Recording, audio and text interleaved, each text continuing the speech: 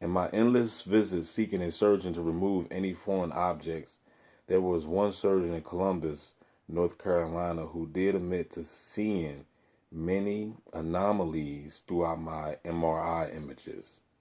And that's what we're talking about right now. We talking about MRI images. I want y'all to pay close attention. Close attention. Close attention because I'm going to break this down to y'all. Who did admit to seeing many anomalies throughout my MRI images. He also said that unless he felt sure about what it may be, he would not just cut me open and start digging around. He had to be completely convinced that there was something there. Another problem the victim of criminal implants will inevitably encounter is the question by the surgeon, what do you think it is? Listen carefully, y'all. They might ask these type of questions if y'all go ahead and get checked out. What do you think it is? If they ask you those questions, play dumb. I don't know. The victim cannot mention the word microchip or implant because most doctors either won't admit to the knowledge of such technology or simply don't know that this type of technology actually exists. It goes both ways. Either they don't know that it exists or they know that they can't say nothing. All right. Or simply don't know that this type of technology actually exists.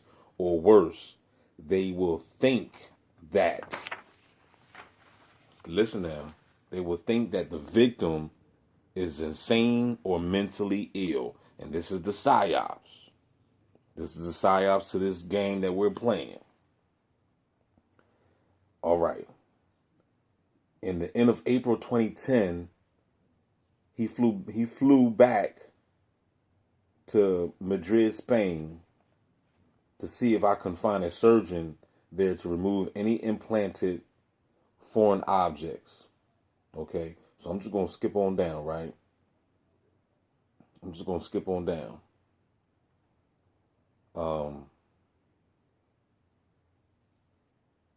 You have what looks like two needles. Now check this out.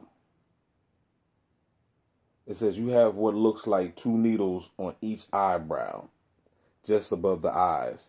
I had to tell him that they may have been small pieces of plastic fence that had fallen on me while in the barn at my parents' farm.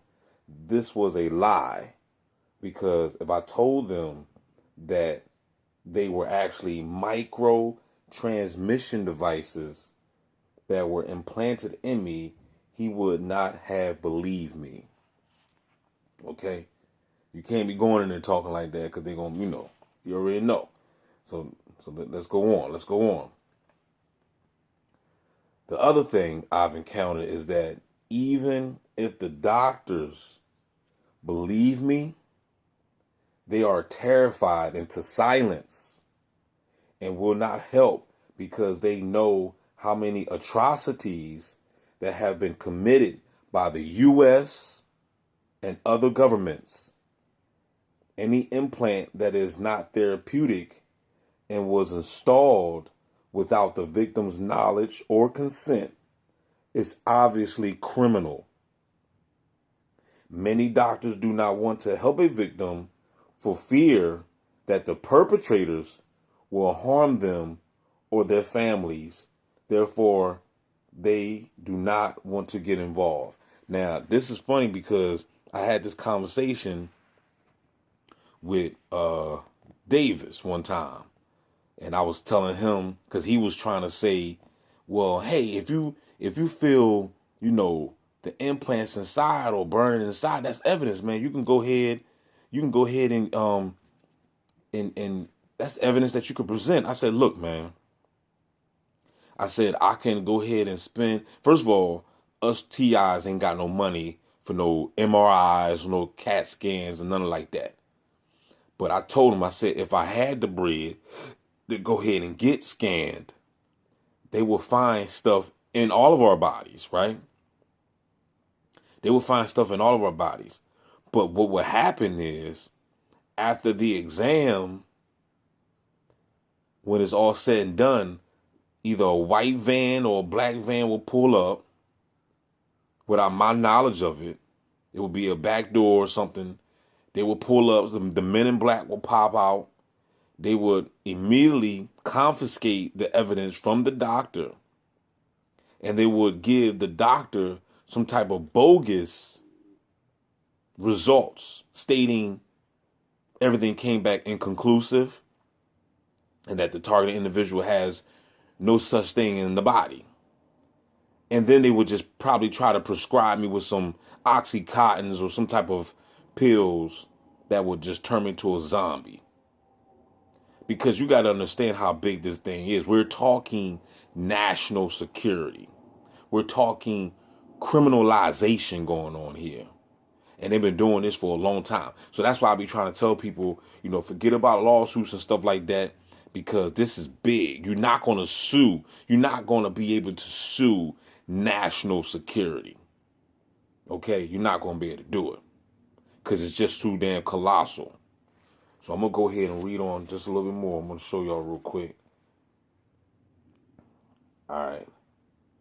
Now, it says, on this visit to Spain, the doctor said that I could have the foreign objects above my eyes removed, but not until 2 months later.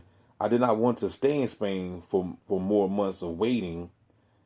Let me just skip on down this right here. So he went from Spain. Then he said, I found another doctor in London, England, who was willing to re-ultrasound the foreign object in my navel. I told him I had a scar on my navel, which had shown up previously, a previous ultrasound and MRI images was causing me great pain. Right? He had a small lump and everything, right? So I'm going on down. It says, now I'm telling you the prices that he had to pay. It says this was the truth because until until a suspected implant is extracted from someone and is acknowledged and it is actually sitting there on the table, who really knows what it is? It says the consultation fee alone was 350 English pounds or around 500 US dollars. The ultrasound would be 328 English. Let me turn the page real quick. Hold on. 328 English pounds or around 450 US dollars.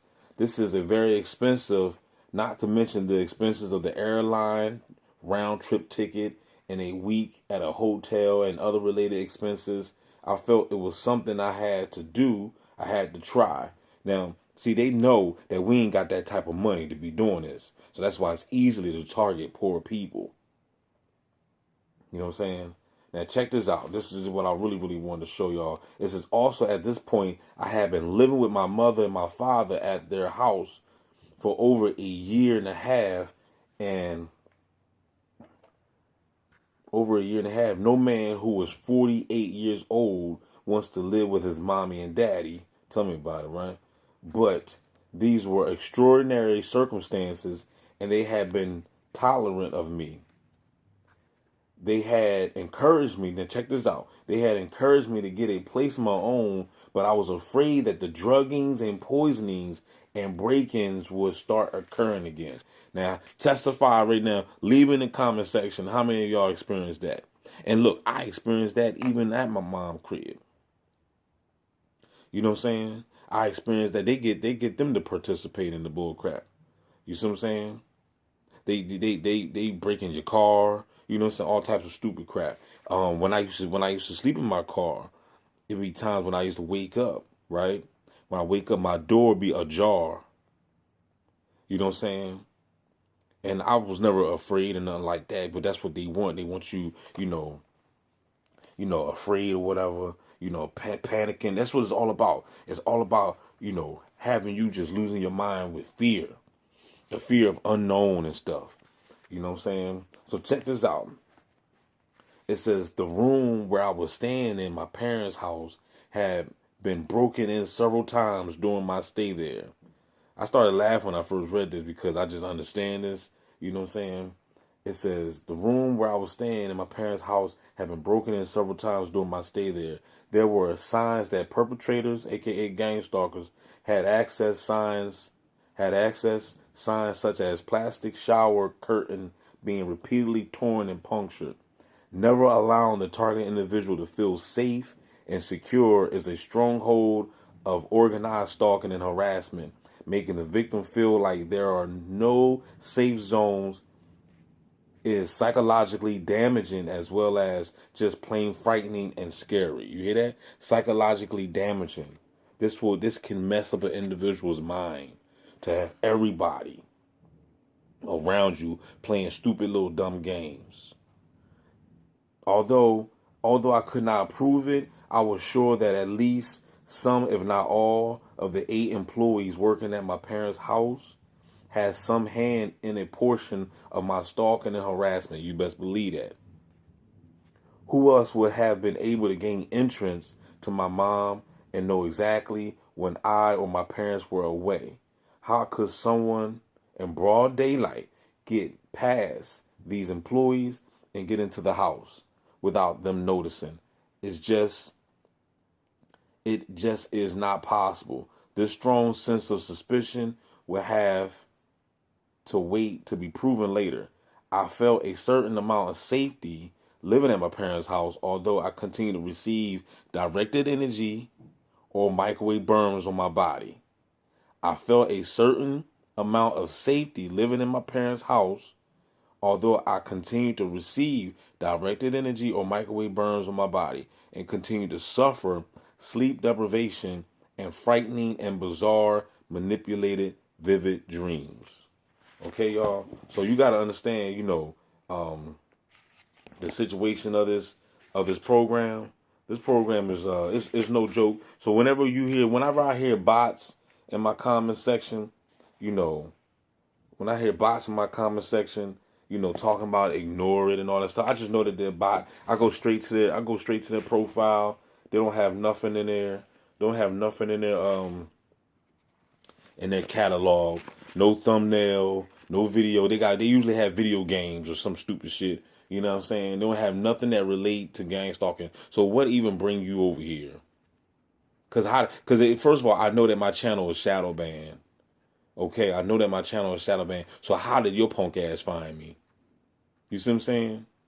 But then they'll come over here to, saying stupid shit like, oh, just ignore it, man, and go on with your life, man, and just live your life. That's just straight bot talk. That's bot conversation right there.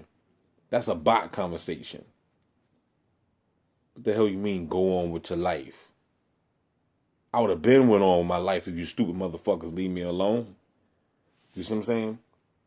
Let me read one more thing right here. This is another chapter. It says, if you are a target individual, your family will soon be tired of hearing. Yo, this is so true. Be tired of hearing about stalking or complaining about the ongoing harassment. It is important to use the phrase organized stalking rather than gang stalking. It sounds more credible. It really don't, y'all. It really don't. You could say proxy stalking, gang stalking, organized stalking. It's all the same fucking shit. You know what I'm saying? It really don't matter. They still gonna discredit you. They still gonna discredit you, y'all. It says it sounds more credible, and even mention the word gang gets people thinking of graffiti, drug dealers, prostitution, and extortion. That is true because I thought that in the beginning. It says although these crimes may be linked to the organized stalking, using the word organized will ultimately be more helpful. You are encouraged to do such. Look at this. You are encouraged to do as much research on the subject as possible. I'm going to read it one more time for the slow motherfuckers in the back. You are encouraged to do as much research on the subject as possible. Telling all of your family and friends and using right presentation will increase your credibility. Okay? It is your duty, man. Like when people tell me that gang stalking don't exist, I go straight with him, I pull out 5 books. I'm like, oh yeah? Gang stalking, organized stalking, proxy stalking don't exist? Well, why? Well, look at this. I got 4 motherfucking books relating to this subject matter. So how the fuck can your bitch ass that never wrote a book sit here and say that something don't exist when there's tons of books about it. So shut your dumb ass up. You a bot. You a goddamn bot. All right. It says when discussing this crime with non-targets, remember that you are going to face a tough time convincing others that you are a victim of anything or any crime at all. If you suspect that you have been drugged or poisoned, it is important to get a blood toxicology report immediately. So if y'all ever experienced that, y'all better go ahead and handle that.